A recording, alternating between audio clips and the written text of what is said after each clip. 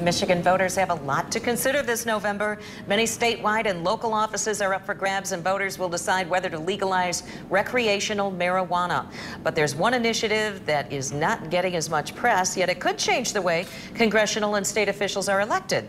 24-hour News 8's Brady Gillum joins us live from our Kalamazoo studio with how you can learn more about gerrymandering. Brady?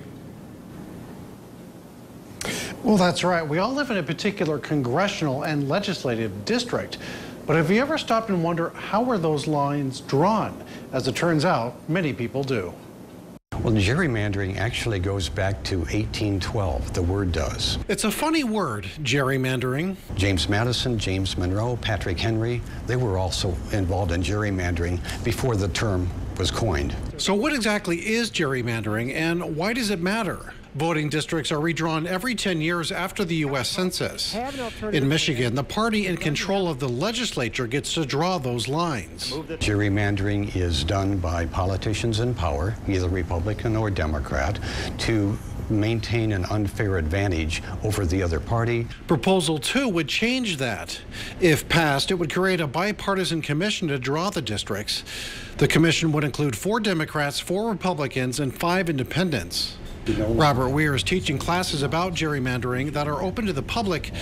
We should also mention he's a member of Voters Not Politicians, a group supportive of Proposal 2. There are 7 states in the country that have some sort of an independent commission that works either independently from the legislature or in conjunction with the legislature to draw voting district lines. The Secretary of State will send out 10,000 invitations randomly to registered voters.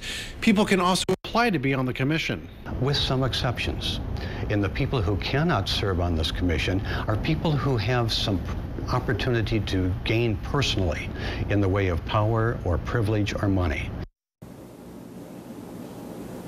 Now, classes will be held at Kellogg Community College October 10th and 23rd. For more information and a registration form, there's a link on our website. Reporting live in the Kalamazoo studio, Brady Gillum, 24-hour News 8.